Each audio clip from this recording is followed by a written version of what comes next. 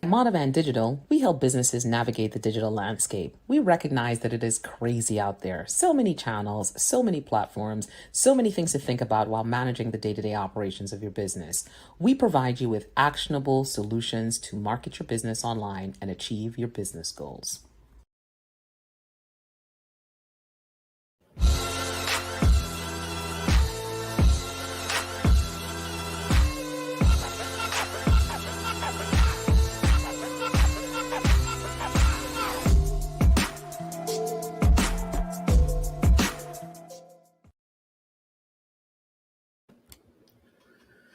Happy Thursday and welcome to the top 7 digital marketing trends at 7. I am Tamara Mon Louis, founder of Monivan Digital Marketing Solutions. I am so excited to be here today, talking digital marketing, helping small businesses navigate the digital landscape, because again, we know that it is crazy out there. So we want to make sure that we can help them achieve their business goals through digital marketing.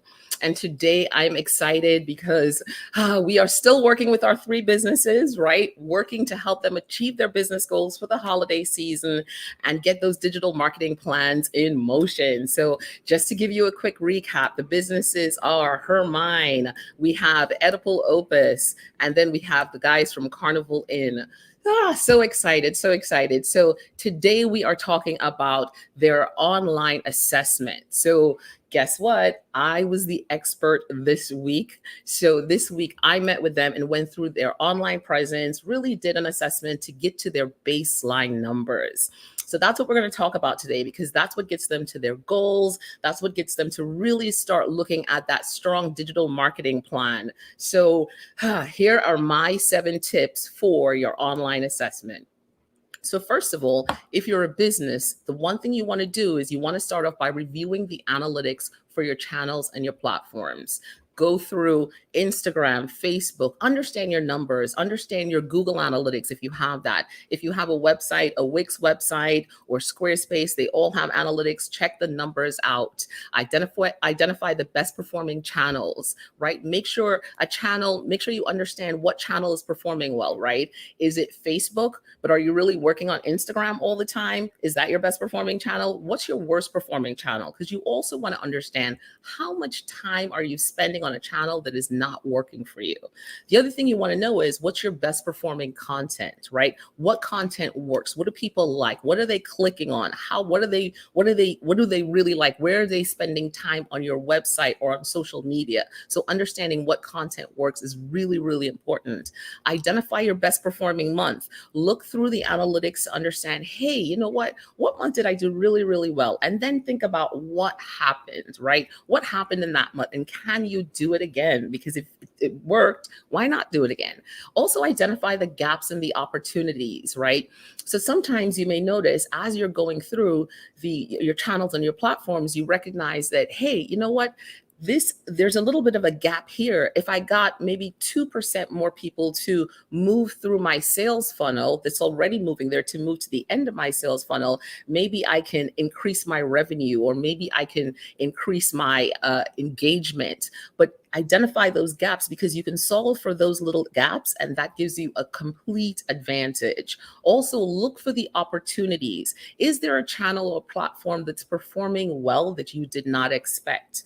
And then you want to look at developing an online or optimization plan, right? What are the things you found out? What are the patterns, the trends? And then what are you going to do with that? You're going to pull a plan together that really gives you an opportunity to leverage all the information that you found in looking at your online presence, right? So all right, so those are my 7 points. I hope that was clear to you, right? Because this is doing an online assessment. It is something you should really consider doing for your brand. It's really you should be looking at numbers to understand how things are moving forward and to really understand what you should be doing next. So I'm so excited to bring to the stage Chef Saida Farrow. She is going to come and talk to us about her experience going through her online assessment with moi. How are you? I see you have on a red shirt again. You are doing it, doing it, doing it. Red is your color. It is your lucky color. My lucky color. It's actually a dress. It's very Oh, okay. That's what's going on. We're doing a little shimmy. Hilarious. All right. So talk to me about the online assessment. I know we had a fun time. What do y'all say? Pressure, pressure. Yep. That's what we say, pressure. So how did you feel? Have you ever done an online assessment like that before? Not like that. No, not like that at all. That was eye-opening to say the least of what I saw from that. Yeah. Yeah. What were some of the things that stood out to you? Well, the fact that I could look at other things in Google Analytics other than just looking at my demographics, right? Because I have a really great understanding of who my niche is and where they live in the United States. But being able to dig in and look at that bounce rate, that was something interesting for me, was looking at that bounce rate.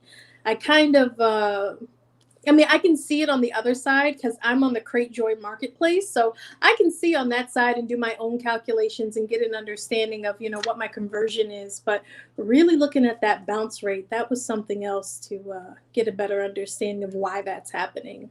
Right. And then, okay, so let's talk about that a little bit because we Yeah. looked at the bounce rate and then we talked about what we should do in order to solve for that bounce rate. So let's explore that, right? Because Mhm. you hear the number and then you're like, all right, cool, that's great. It's a low bounce rate, but what does that mean? And what is the action that comes out of that? So talk a little bit about the action items that came out of that low bounce rate when we started exploring the site. Yeah, I mean, trying to figure out, so if people are coming to my site because of referrals and they're only staying for a matter of seconds, so I think it was less than 60 seconds or something like that. I guess the our minds can look at something very quickly and see if it's for them or not. I really had to understand the imagery because I'm assuming that they're not reading through, right? You have like seconds for them to read this really quick headline, and then there's this huge photo that they can see, right? So my hero image is very prominent. And so I really had to look at, why isn't that hero image making them say, I want to explore further. And Right. then to your point, if anyone has looked at my marketplace listing, you'll also see that there's some verbiage about picking like a tea, a coffee, or cocoa, but it says the Marshmallow of the Month Club. So what is that all about? So the image doesn't really relate, and the verbiage on the right didn't really relate. So I had to really start to think about, what am I going to do to get people to stay on the initial page and start Right. clicking through. Awesome. So what are you going to do? So what did I do? So What did you do? Oh, we did it already? yes, I had to. You call me overachiever, right? Hilarious. I got told. So yeah, so I really took the time to say, okay, I'm promoting this as the Marshmallow of the Month Club, and there's other accoutrements that come with it, but the highlight is supposed to be the marshmallows. So I decided to do a photo shoot and just highlight the marshmallows and then focus. I was really trying to think about that color, right? So when we think about food, you want a color that like satiates your palate and makes you just really want to, indulge. So I'm starting out with the color yellow to see how that reacts to people. As we know, with the golden arches, they use red, Right. yellow, and orange. All Right. of them, right? Most of them, they use red, yellow, and orange. So I'm starting off with yellow. I might add a little bit of red to it as well. And then this goes on to another conversation about brand messaging. But before we get there, um, yeah, so I started out with the color yellow. So there's a new photo up with the highlight of the marshmallows. And then as you click through, you're going to see more pictures of how to use it, whether it's a Mm. s'more or dunking them into your cocoa. And then I took like a real gooey picture of s'mores as well. So we'll see how that works out. Uh, I also changed the text to say why you need to choose this tea, coffee, or cocoa, and just continually using that keyword marshmallows. Right. And here's, oh, that's another thing. Oof, I have Ooh. so much. I need to write down what I need. Parking lot. And then and then also I explained why you needed to choose why you're gluten free or not, because there are Mm. graham crackers that come in that. So we'll see what happens when people start to see, okay, now there's a little bit more for me to read about, why I need to choose this tea, coffee, cocoa, and gluten free. Awesome, awesome. So I love that spending time with you, going through the numbers, and you kind of got to the place of making those changes and understanding, right? You have an opportunity to capture and draw them in, and then also again being able to tie the brand message back into that imagery and that feel. You talked a little bit about there was something you want to talk about with the brand messaging. So how are you connecting? How are you connecting the two? So my brand colors are like a berry color and chocolate and like a golden graham tan. And so now I'm really trying to think. So when I'm saying brand messaging, I mean just like the entire brand itself. So I'm thinking, are those the right colors for the feel that I want? You know, because I'm talking about this is about unwinding and so I'm starting to look at what are my brand colors and my brand message, and then also having a color that makes people want to eat and indulge. So I'm really looking at all of that to make sure that I have the right color palette for my brand and that it matches with the brand messaging as I start to take new photos going further. Gotcha. You know what? I'm still for one of those photos where someone is just eating it, right? And they just have that expression, right? That all that before and that after, where it's just like, oh. I'm working on it. They look a little weird, but I'm working on it. Yeah. Okay. Gotcha. Or maybe it's before and after the minute. You know what I mean? That's Right. my vote. You know, no pressure. Well, you know what that means. So going forward now, do you feel like you have something to look at? How are you going to incorporate what we did, in looking at your numbers going forward? Yeah, so I want to continue to look at Google Analytics and look at it from. I think I'm going to give myself a little bit of grace and look at it on a weekly basis because if I look at it on a daily basis, I feel like I'm going to drive myself a little bit crazy, like it's 100%. not Yeah. working, right? So I'm going to start off maybe within like a week or 2 weeks to see what that if the bounce rate went down and then to start to see what the sales are looking like as well, right? Because I Right. just left my slow month and now I'm going to start picking up for it'll be a little bit more of an uptick in sales. So I want to compare that to last year. So I have last year's data for August as well. So I'm going to look at the two of those together. I love that. And then one of the things we talked about is, that slow month. Yeah. So those slow months going forward, what do you do when you know your slow time, right? So really adjusting strategy at that point in time and getting in front of more audiences. So that's an opportunity that really came out of our conversation. So talk about that a little bit, understanding your slow months, but maybe kind of being stuck into, well, what do I do? It's just my slow month, and that is what it is. Yeah, so I didn't talk to you about this, but comparing last July and then this July, the biggest difference is that I kept saying that this is my slow season, and I kept telling my subscribers why it's my slow season, right? So my sales went down drastically from last July, and so I had to figure out like why was that. Oh, because I thought I was funny, and I did that little PSA where I was a newscaster and told people that there's melting marshmallows. So, be on the lookout. Make sure you bring them in on time. And I think that did me a disservice instead of making the push to get my insulated packaging. So that's one piece of the conversation Mm. that I will not have again. I'm just going to focus on being able to ship during the warmer seasons and having the insulated package. So doing that for sure. And then getting in front of more people, looking to do more education about marshmallows. And I'm going to leave it at that during the summer months. So yeah, there's something coming. Oh, I love it. I love it. I love it. So, all in all, going through the process of the assessment, looking at the numbers differently, how are you feeling now? I mean, I know it was a little bit of torture. I it was, and but good because I needed that honest feedback, right? I am a DIY person within my small business, and I'll do everything myself because I'm not willing to wait for other people to do things. It's one of those weaknesses and strengths all at the same time kind of thing. Sure. So I do it all by myself, but I don't get the feedback and the critique that I really think I need. We talk about being a thought leader, and I feel like I'm a thought leader in my particular niche. So I think, and I found success within it, right? even though there's more success to be found, but finding that success, I think people look at it like, well, she knows what she's talking about, so who am I to say something, right? So then you came along and you looked at it and you gave me some honest feedback that I really appreciated in the way that you did it. And it made me step away from the business to really look at it from a consumer point of view, but then also, as I want to grow. So I definitely found room to grow. Like if I'm doing this well with the bounce rate, how much better can I do? I don't think you say much better. Better can I do?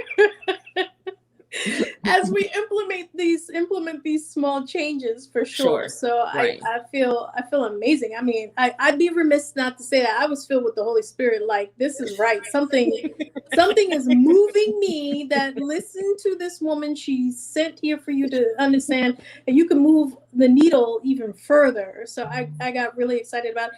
And this is my week to ship boxes. I could barely focus. I was like, I gotta do my homework. I love that. I love that. Oh, okay. So wait. So one other secret. Let's talk about your dirty secret with Instagram and Facebook. My shame. So let's go for it. What did the numbers tell you about Instagram and Facebook? And our joke, as when you started off talking about it, you said, I like Instagram. Right. So first it was a setup, like which channels do you like? I was like, sweet. I like Instagram. Right. But then the numbers said that my traffic is coming from Facebook over Instagram. And I put a lot of effort and thought into Instagram and what I want it to look like and sound like. And Facebook is usually the afterthought, because, on Instagram, you can send you can cross post over to Facebook. So I'll cross post over to Facebook, and then sometimes I'll make a conscious decision like, okay, I'm only going to post this on Instagram. I'm not going to post on Facebook. And then we looked at the data together, and the data saying Facebook is where you want to put your attention. And I'm like, okay. So, right. So that's something new that I want to look at. Do I want to, put more? Well, I know that I want to put more focus on Facebook, but is it going from Instagram to Facebook, or is it, Instagram has its own posts and then put different posts and engagement on Facebook? Yeah, awesome. And then we talked a little bit about advertising as well, right? And I know you definitely love organic traffic, but you really cleared up some things around not being opposed to advertising, but looking at advertising to be strategic. So let's talk about that a little bit. And I think I can talk through some of the ideas that I suggested for that. Yeah, so with advertising, again, this is DIY thing, and as you're learning something, and so for me, as I'm learning, so I have a business to run. So if I'm learning something, I'm really learning it over like a 30-day period, trying to understand how to implement, whether it's going to be Google ads or Facebook ads. So as I was learning Facebook ads, and I turn around and it completely changes and things have been moved. And so the learning curve has been really difficult for me to understand Facebook ads. But I want to know that when I do an ad, that it's efficient and effective and very intentional. So that's one of the reasons why I haven't put money into paid advertisement. Being on the Cratejoy marketplace, they do an amazing job at marketing me, and they have an affiliate program, and I'm really happy with the traffic that I get just from Cratejoy's marketing efforts. But if I'm going to do a Facebook ad, and I'm honestly leaning towards Google ads because I think I can find a better understanding of how to manage it. But the fact that, like, I never saw Commerce Manager last year when I was learning about Facebook ads. I had no idea about this Commerce Manager. So now I have the Business Manager, Commerce Manager, then, your ads accounts. And then if I break something in Instagram, it breaks in Facebook, and I just have to sit until it fixes itself. So I pretty much gave up. Yeah, definitely. And I think how we talked about leveraging the strategy would be something simple, like maybe just doing stories, right? So just doing ads that are focused on the stories and driving in people who, do you like marshmallows, and something drizzling and dripping, and drawing them into the profile. So now you will start drawing in people who are interested in marshmallows to your Instagram profile, and then maybe finding it more effective for the energy that you're putting in. And the great thing about stories is that it is a cheaper cost, right? It's definitely cheaper than all the other ads, and you can really isolate the stories and run ads and stories. So that could be a good way to just run an initial like and follow campaign, right? But then, of course, we have to work to take them beyond the likes, right? So Absolutely. that's just Hmm. the initial draw them in. So that could be a great way to leverage advertising if you had to leverage advertising. So the other thing you mentioned, Crate Joy. So let's talk a little bit about that. And one of the things we talked about was you weren't using it at 100%, right? So not 100% utilization, and they provide so many benefits. So let's talk about why not 100% utilization and the shift that you're thinking about making now that you're like, well, Yeah. So when we spoke about 100% utilization, I was really thinking about the analytics and the report aspect of it. But there's a paid version of CrateJoy that I currently haven't been using. And you asked me for something, and I can't give it to you until I use the paid version. So now I'm looking at, and there's like a $19 a month and the $39 a month. I'm so sorry, I'm such a cheapskate, but like. gotcha. I don't even know what I use that $39 on every month. You know what Sure. I'm saying? Like I can Right. find that somewhere. So, but you asked me for my thank you page so that I can start, tracking the conversion in Google Analytics. But I can't get a thank you page until, there is a thank you page, but I can't get access to it unless I have the paid version of it. So that's part of that 100% is, do I want to build out my website and still, I can have CrateJoy on the back end, but it would be less expensive for my customer acquisition fees. It costs if I have my website built out. So those are all those pieces, and it may be a 2022 project, so you can get Sure. into the holidays, but that I have to start looking at that. That's the 100% piece of CrateJoy is building out my using CrateJoy as the back end and having that website so I have access to upselling, gift cards, my thank you page, more analytics, and growing Right. the business. Right. No, I love that. So so 100% utilization is definitely key. And getting that thank you page really, again, allows us to track trending information in Google Analytics and gives you a better perspective, right? So, spend a little bit on the business, come on, you made those six figures, so But some, look at my some new comments for dress. This is you. where it went. Oh, that's my bad. So some comments for you. Wow, chef, amazing changes to your brand messaging over the last 3 weeks. Do you ship to Canada? I do, but it's so expensive. It's like $30 to send to Canada. So if you find it worth it, I will ship it to you. Sounds great, Saeed. I can't wait to get my box to help me celebrate my birthday. See what I'm saying? Pressure. You see that pressure right there? I see the pressure. I see all the pressure. Wow, Facebook and IG analytics really sick. I think, or I feel out of the process, less cash registering. I love that.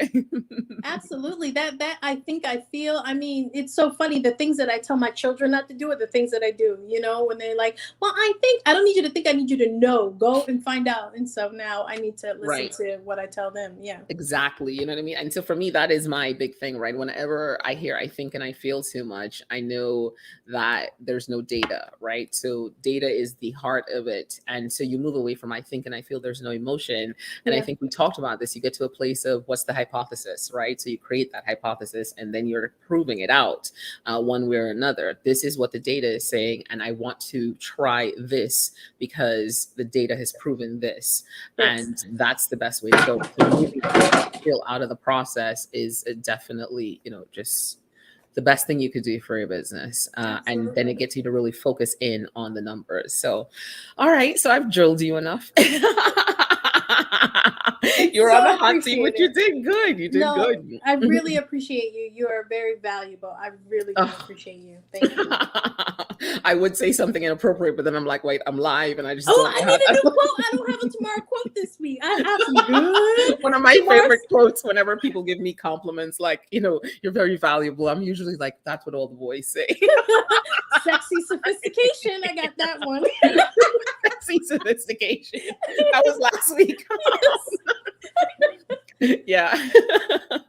Chef, thank you so much. This Thank was you. awesome. It was great. So next week we get into the digital marketing plan. You've already started to make some updates and changes, but we kind of dive deeper into strategy, what the tactics are, and some, so it's going to be hectic the next few weeks. I'm So looking forward to it. Thank you so much. awesome. Awesome. Thank you so much. Thank Take it you. easy. All You right. too. Bye-bye. Wait, I think I do something here. There you go. All right. So we just had Chef. That was awesome.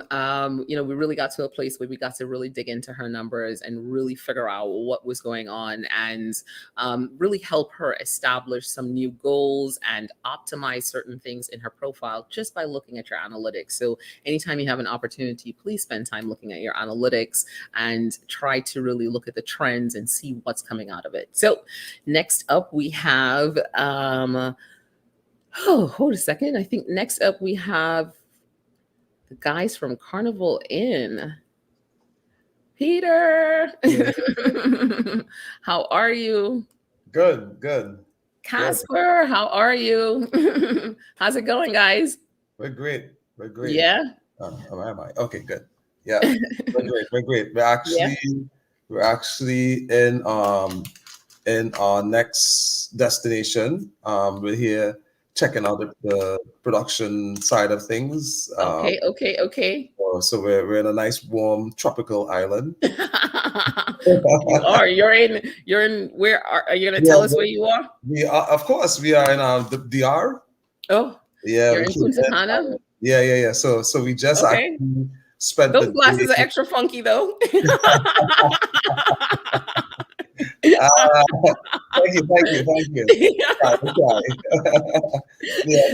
I'm like, awesome. Yeah, so we actually just spent the day going to various locations, and I mean, it's it's great to see things sort of developing the way that they are from the production side, and it's also great to see it developing from the digital marketing media side. So awesome. to definitely see it all come together. Yeah. It's great to see that happen. Awesome. Casper, how you doing today, man? I am good. I can't complain. Yeah.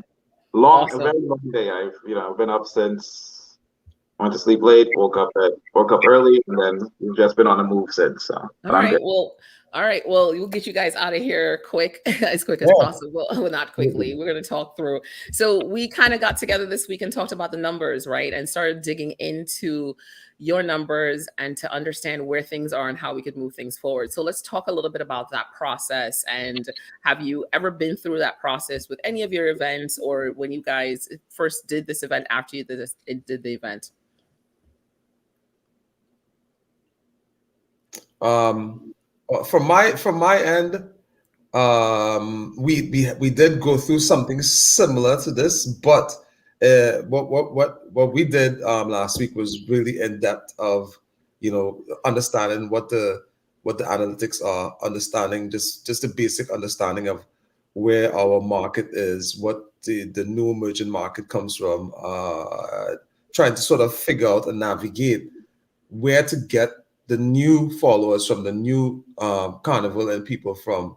And that was very interesting to me, especially since I'm now really sort of understanding the understanding what it means in terms of the analytics. Understanding that aspect of it it's great to understand that, because then you really understand how things flow, how people come to your side. Just how do you get that person from scrolling, and just happen to roll upon it to actually being there at the event? Like, how did you get here? Right, exactly. Really the analytics part of it, the understanding the marketing aspect of it, understanding that we actually targeted this person actually bought. That is really, really a cool experience to see. Absolutely. So, and let's talk about that a little bit. So we looked at the Instagram numbers. So Casper, you pulled up Instagram. We kind of pulled up Instagram on Zoom, and we look at Instagram numbers. And where we started to look was we looked at the cities, right? And so talk a little bit about that, Casper, and what we saw when we looked at the cities, and what were some of the, I guess, what were some of the hypotheses we came up with that we wanted to kind of prove out and start building plans from there. But we looked at the cities that we have, like, I guess we had more activity, or if that's the right word to use, we have more followers, more followers. And it was some of the information was a bit surprising to us, because we thought we knew like where everyone came from, and then when we actually took a hard look at the actual statistics, we're like, wow, it was a bit shocking to us.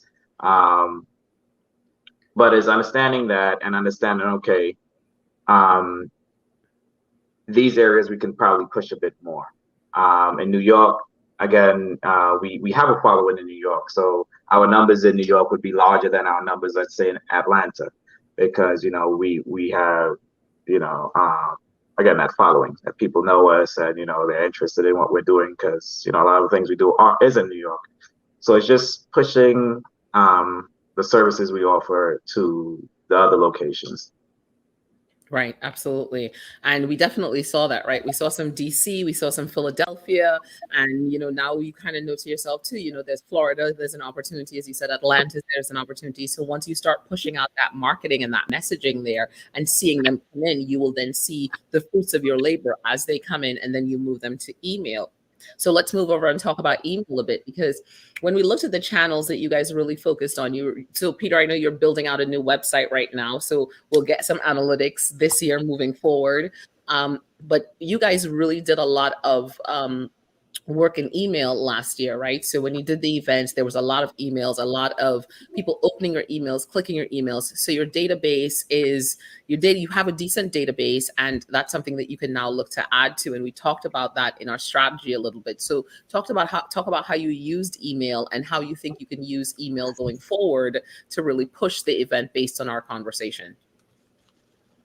So what we sort of discovered was in the email, which was, you never really quite think about these things as much as you do. But what the aha moment for me was, we sort of pull in from the same email group every single time, right?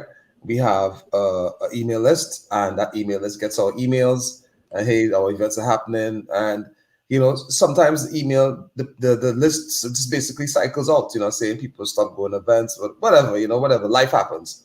And so what the question that you asked was this: well, what about new acquisitions? What about new emails? How do we get that, And we sort of came up with some numbers in terms of, well, okay, if it is that we want to expand our audience by, let's say, 100%, then we need to have a certain amount of emails that we need to really acquire a certain amount of emails. And that sort of clicked in our heads, is that you're absolutely right. We have to spend more time sort of developing ways to engage more people and have them sign in, So, some of the things that we spoke about was just basically campaigns and getting new emails, and more, various aspects of engaging them through live, and engage them through campaigns, what's happening, stay abreast of what's going on, just have them so very interested in the process itself, Right. not just sort of drop the product on them, but have them feel like, have them sort of, this is your product as well. Right. And you are now in charge of what type of experience that you want to have. And so if you want to be in charge of what type of experience you want to have, then join our email. Because one thing I've learned in doing events is that everybody has an opinion. Right. True that. You should do it that way. Right. How do you harness that, Right. Don't take it as an insult, or don't take it as, don't feel a way about it, but just how do you harness that? And one of the ways to harness that is like, okay, well, if you have an opinion, then here's your opportunity to share your opinion. Sure. Join our email campaign. So we came up with a couple of various ways to sort of jolt that email campaign a bit, help build that a bit, and that and that is where we kind of are at this point. So now, we're now sort of installing that aspect of it and getting hard numbers. Okay, yes, this is where we want to be. We want to increase our email account by 100%. How do we do that? Let's get there. Right. And the other great thing is the fact that you actually worked in email last year, right? So you worked in email, and that was where people converted. That's where you told them everything that was happening for the event. So talk about that, because it was something that you used. So now it's really about stepping into using it more, right? Yes, that's correct. So all right. So the email. So what we know about the email is that the people that are now in our email list are people that have been to the event, right? So we now have to speak to them differently, right? We have to now talk to them differently in terms of the type of email that we send, right? We now have to separate the messaging that we send to new acquisitions as opposed to people that sort of been there and they know that experience, Right. Also, how do we get them to tell their friends about it? How do we get them to sort of encourage people to come in? So these are all. So we now have to separate the conversation to almost three parts. To sort of really target You're gonna make me cry. I was in the front of the class last week, Diamond. You were at the front of the class last week. I had questions. You had so many questions, and I'm like, oh wow. All right, I see you. That's awesome. Yeah, Seriously. That's where that's where we are in terms of email campaign. And what I like is that just we're sure about, even if it's not a huge email campaign in terms of conversion, we're at a high percentage. This is people that know our product. So I think all we have to do is basically tally the right message to the right people as we build out our email list. Right. So, and Casper, so talk a little bit about not having to launch an event if you're working from the email list, right? You find yourself in a state of, not having to be in that hype, right? So talk about that opportunity going forward. As far as, having our prior attendees. Well, leveraging email to not be in that space of, you know what I mean? The whole run around to launch the event every time. Yeah, that it's very helpful. One, again, from having our prior attendees, being able to, like Peter said, market to them differently and give them that feeling of nostalgia. It's a little easier that way. And, like our new customer strategy, like trying to acquire new customers, once you start building their interest, it's an easier sell to them. They build familiarity with the product you're offering, services you're offering. So when it comes that time to, let's say we're picking up customers now, they're interested, they want more info, by the time we're ready to put out the packages, most of them are already sold. Right. And that's our aim to get that buy-in before we start marketing. So it's like pre-marketing. Right. Yeah. I call it the American Express effect, right? When you have an American Express card, you get to the events first, right? You get to get all the tickets first. You get to get all that stuff first. So why not treat the people who have been there that same way? Like they have an American Express to your event, right? So it gives them that buy-in, and also it makes them feel like they're a part of that community, right? Right. Very fun. So Peter, I know you're going to start working on the website. So talk a little bit about that, right? So you talk a little bit about your background in design, and because that's what I'm excited to see when all the pieces start coming together. Talk a little bit about your background in design and you building out the website, and then leveraging some of this information to now support that as you build a website going forward. All right. So, so my background is really in design, computer graphics, website. So I'm now, really immersed into website development.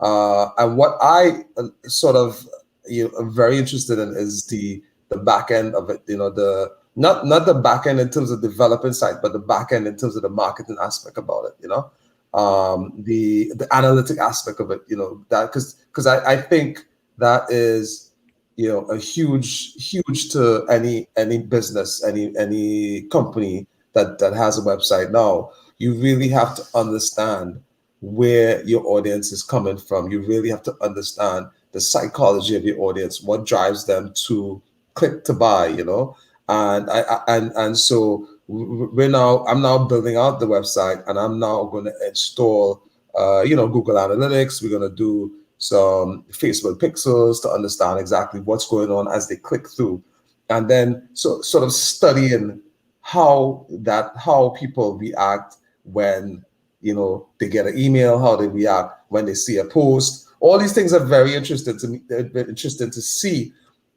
and so sort of tying the design aspect of it and understanding that. Then you understand, okay, this message, this visual message may not be working, although you think it's like snazzy. All these bells and whistles, Right. And then you understand, well, hey, maybe a picture by itself or just one word might cause more stir, and you're just like, wow, that's interesting, because you're thinking one thing and something else. So as a creative element of it, you really understand the audience, and you're really targeting and tailoring it to your audience. Now, somebody else's audience might react differently. Sure. And that's the cool part about it, is that every single audience has a reaction based on their psyche, and to understand that in the design element is eye opening for me. It's one of those aha moments once again, to see it all come together and understand, sometimes less is more. Right. And that's what I'm beginning to see. Absolutely. You know what? You're getting some applause from Rosalie, and then Akila is saying so many companies don't get that fact, right? So I think the opportunity to take a step back and look to say, hey, let me listen to what my customer is saying, right? Because that's what the data is telling you. The data is saying this is what they like, what they don't like. So as designers, you can't fall in love with the design so much. You don't need to move it over like 2 more pixels, because they don't care. Exactly. They're like, we hated it or we loved it, And I think we talked a little bit about how do you take your customers on a journey. And I think what you guys have is a real opportunity to take them on a journey, and then to start, you're in a place, because you're building a new website, to really not overthink the new website, but put data on it and then see where the website builds out to, right? Start with the pages that make sense and track the information that makes sense. Really get them to a place where they're moving to that funnel very easy, right? So don't get caught up in your head. And I know you have a tight deadline, because of course you need to start marketing soon. So you have a tight deadline to get it done. So don't let this Punta Cana trip throw you off. No. We're on it. We're on it. Well, guys, this was so good. I definitely appreciate you, coming in live from Punta Cana, some international stuff to join us and, talk about the assessment. As I mentioned before, next week, we're getting into the digital marketing plan. So we start talking more about the strategy, some of the things we talked about, because we went a little bit deeper with some ideas. So some of those things, we're really going to start to flesh those things out and get to a place where here are the tactical things, right? What are the things that you're going to do next? Here's the strategy, how you're going to approach it. And then after that, you start meeting with the individual experts across each channel. So I think the email marketing is going to be awesome for you guys. Instagram is going to be great. All of them are going to be great. I'm like, I list each one. I'm like, they're all going to be great for you guys. And, I love to see the progress so far. So super excited. Thank you so much for joining. Casper, go get some rest. Peter, I love those glasses. I need those glasses. This is my Ian Allen look. Yes, Alan, I got it. Great. Listen, Chef is saying great insight for Carnival Inn. The more she hears, the more she wants to attend. Yeah, I mean, we're so excited to what we saw today. I mean, Casper and I were just politicking about it and how we want to go about it and how we want to just release information by information. I think once we get to that point and we start to rev up, a lot of people are going to be interested in the entire product itself. Yeah. And that's what we want to see happening. Oh, guys. Oh my God. This is amazing. Tonight, because we're going to check out another location tonight to just to see what the nightlife is. What? Okay. All right. Send pictures. I'm looking for your stories. We got it live. Insta stories is popping right now. All right. Keep it popping. Guys, thank you so much. Thank you very much. All right. Take care. You guys are amazing. Have a good one. Take care. All right. Have a good night. Bye. Bye. Oh my God. The guys from Carnival Inn, they are doing it. Chef is ready to go to the event. That was so exciting. So you see how we're looking at the data, right? So we looked at the data they had, right? We looked at their email list. So we understood so much from that. And then we looked at their Instagram to talk a little bit about where people were coming from, where their people were, and how we could leverage that information for them to step into new markets. So, all right. So I am so excited to bring to the stage another one. I feel like I say my fave all the time. And I'm like, I feel like people are going to start calling me on it and be like, hold on, you got to choose a favorite for real. Trudy Ann, you're muted. Oh, welcome. How are you today?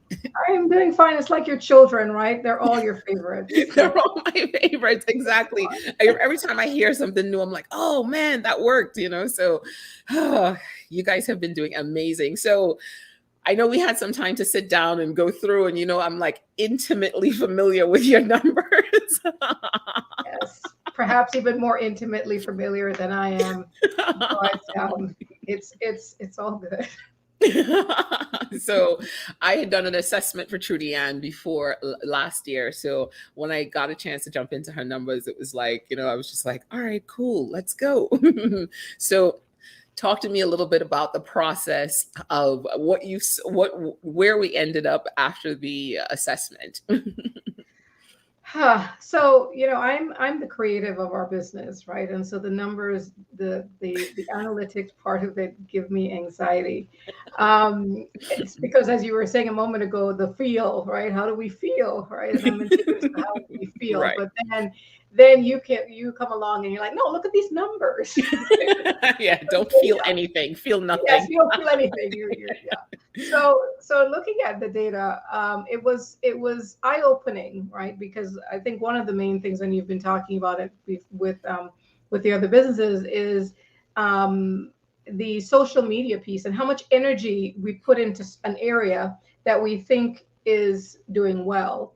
And it depends on the number you look at, right? So for example, if you look at, Instagram, for example, you say, okay, you're increasing your followers, you're doing this, you're doing that. But then when we peel back and say, okay, where are you really seeing conversions? Where is it going all the way through to a conversion, which is ultimately what we want? They're not necessarily the same thing. And so what was traumatic, and I think you're going to need to include a therapist in your. I got you. One session, like the last session, is like the last session, yeah, to pick us up off the ground. It's like, okay, you've been through this. Now we need to, put you back together. You took us apart. We need to put us back together again. And so that was really eye-opening and traumatic, somewhat, because most of our traffic is organic, which is surprising. And I think when you did it the first time, you said to me, you're ranking on Google. I'm like, really? How am I doing? I have no idea how I'm doing it. And so you come back again, and you go, look, you're still doing it. Right. It's a little more intentional now, right? Because we're in terms of the keywords we're using, on our website and so on, since the first time we did it, we, made some changes there.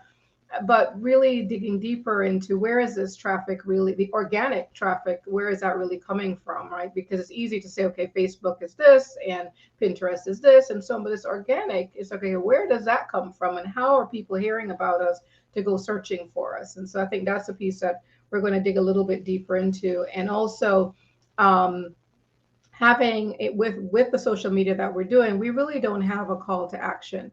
We don't consistently have a call to action. We do sometimes.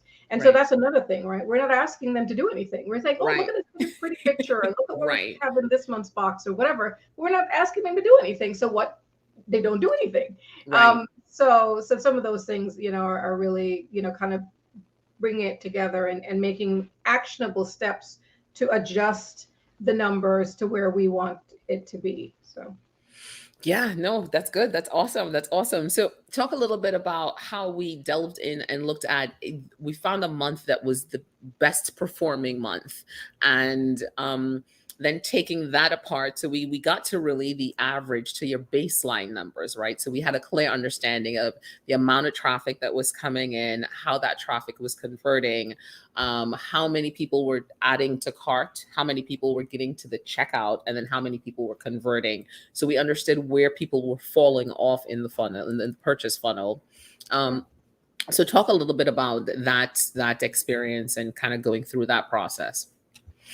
Yeah, so looking at, and this is something that I think all businesses need to do, right? When the levers that we move, we need to make sure that we're tracking when we move the lever so we can check and see if there's an actual result. Because right now the issue or the struggle that I'm having is, yes, we are able to identify the best month, but now I'm going back to see, okay, what was I doing at that point? So like you said earlier, so we can repeat that, right? So that if something worked, let's see what worked and then do it more. And so identifying that and then being able to start saying, okay, anything we do, I'm still looking into what were we doing and going back and looking at social media or influencers, other efforts that we were doing. But in addition to that, starting to track when we pull a lever, right? So one of the things we talked about, I've already implemented, of course, you knew I would. So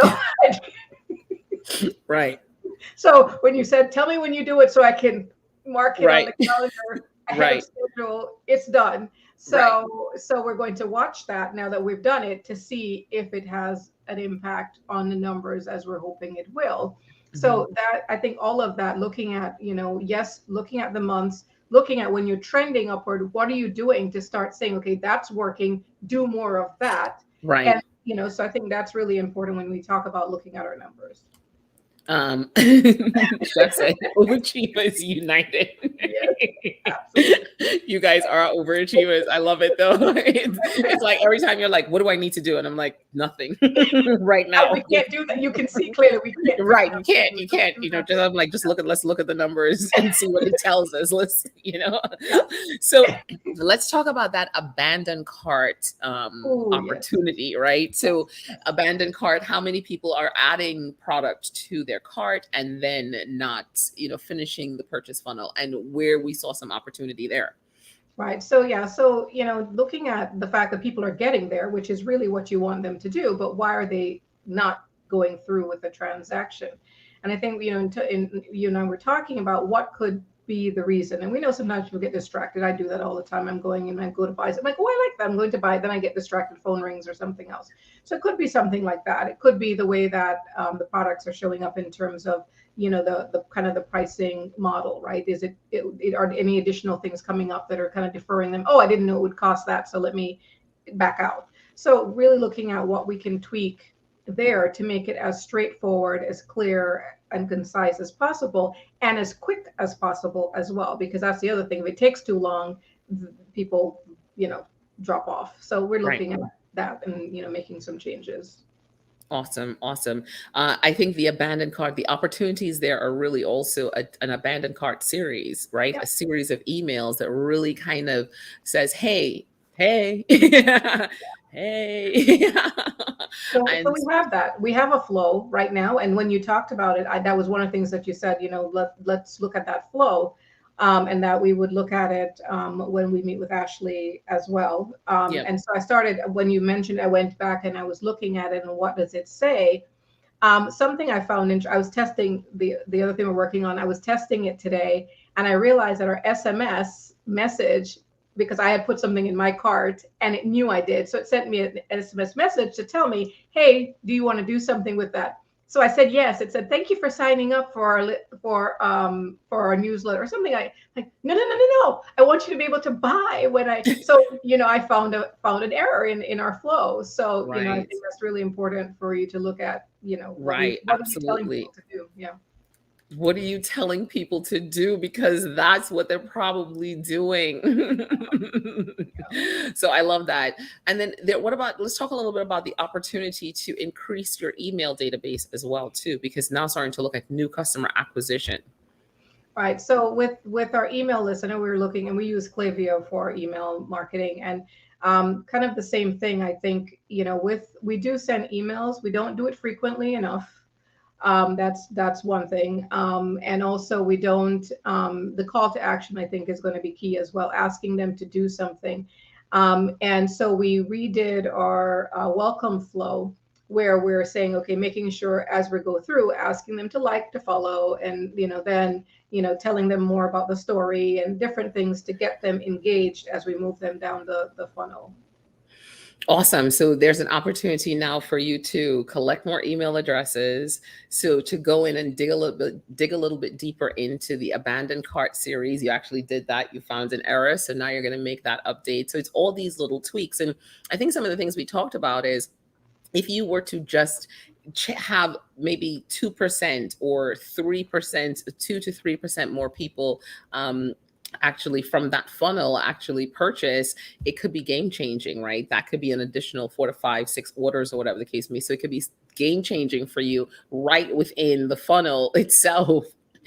Could help you really get to that place of achieving those additional goals. So that's, that to me is like one of the greatest things that you can discover in an assessment. It's what are the gaps and what are the quick opportunities? And that is a huge opportunity. Did you tell Pam about that one? No, not yet. She's watching, so I think she's watching. She's like, we're leaving money on the table. Yeah, she's probably going to text me. What? So for those of you who don't know, Pam is my mom. She's my business partner. Right. She runs and the CFO. The CFO, right. So no, absolutely. Because I think sometimes we leave money on the table and we don't recognize we're leaving money on the table, and we get caught up in doing the next new thing. And then I think the other thing we talked about was less discounting, right? So how do we get to a space of less discounting first, and thinking about discount first, and thinking about another value add? And I know you'd actually started working on that. So I think it was a screensaver of. Yeah, so we're testing, and this is a great thing. And I think that the thing that you teach us, right? We have to test, we have to try things, right? So we're doing a phone, what's it, home screen background, whatever it's called, as the email, as the first part of the funnel to get them to give us their email. Instead of saying, okay, if you give us your email, we'll give you a coupon.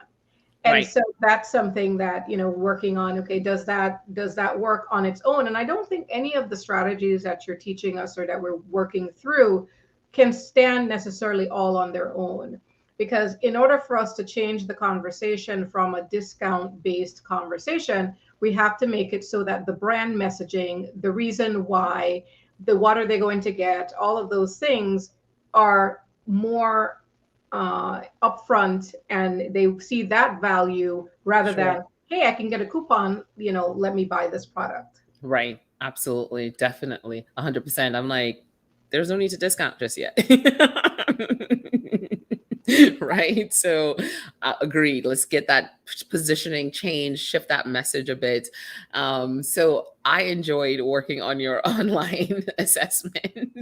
It was one of my favorite parts. It's like the evil genius. Right. Meanwhile, the businesses are like, oh my God.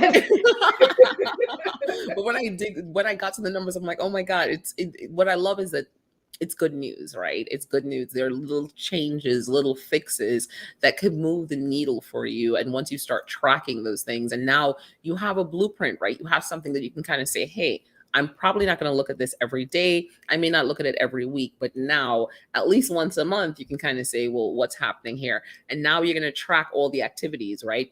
because I say it all the time, every marketing activity should be intentional and trackable. And once you do that, then you start seeing, oh man, when we do this, this moves the needle. Let's do this more, right? Yep. Trudy Ann, wait, hold on a second. Let me tell you you have some comments. Trudy Ann will have the info within 30 minutes of ending the live video. You Overachievers United. Excellent. Trudy Ann is changing the buying expectation and behavior, value versus discounts. You know, Michelle loves that. Right between there, yes, absolutely. Yes, Michelle, I listened. I hear you. Well, and you guys provide an amazing value. And again, the story is perfect. So I can't wait till we get to that place of the digital marketing plan next week, because I have some really cool things in store. Can't wait. It's going to be great. So that's where we really start delving into, I think, you know, again, the things that become more actionable, and we start making those changes where you'll be like, okay, cool, this is a lot of homework. So, but it's going to be fine. Each one of the players will give you that additional homework, but you'll have a blueprint to work from. So, Trudy Ann, thank you so much for being here. Awesome. Always amazing to have you. Oh, thank you for having us. And I think the reason we get so excited to do is because we know that it's going to work, and we want to get, you know, start seeing that move. So thank you. Yeah. Perfect. Awesome. Trudy Ann, thank you so much. All right. I will see you next week for sure. Take care. Take care. All Bye-bye. right. Bye. Oh my goodness. We have made it to the end. It is like 8 o'clock. I don't know that we're quite at the end yet. I'm going to do another recap of the 7 points that we talked about today. And today we talked about really getting into that online assessment, right? How do you assess it? So review your analytics for your channels and platforms, identify your best performing channel, identify your worst performing channel. You could be spending time there that you don't need to spend there. Identify the best performing content, right? Because then you can just do that over and over again, not the same thing, but versions of it. Identify your best performing months. You should absolutely know your best performing month. Identify gaps and opportunities within the business, within your online presence, because once you're looking at the numbers, you really start seeing those gaps and opportunities, and then you can develop an optimization plan to really take advantage of all those things. So that was a quick recap. So we made it. The team, everyone, I'm so excited. Thank you to Chantal and Michael for really holding it down and pulling this show together in the back end and getting me all these fancy, cool things to do. And thank you so much to the businesses for really going through this online process and taking it seriously, coming back and seeing how they could leverage it in their business. I am so excited to be here at the Top 7 Digital Marketing Trends at 7 p.m. Next week, we are talking about those digital marketing plans. So that's going to be awesome. We're going to have strategies. We're going to have tactics. And in the next few weeks, you'll start seeing different things, different elements of their strategy roll out right in front of your very eyes. So that's going to be awesome. I know you're going to love it. Thank you for joining me again, guys. This was amazing. And I am Tamara Mon Louis, founder of Monivan Digital. Have a good one. We'll see you next Thursday. Take it easy.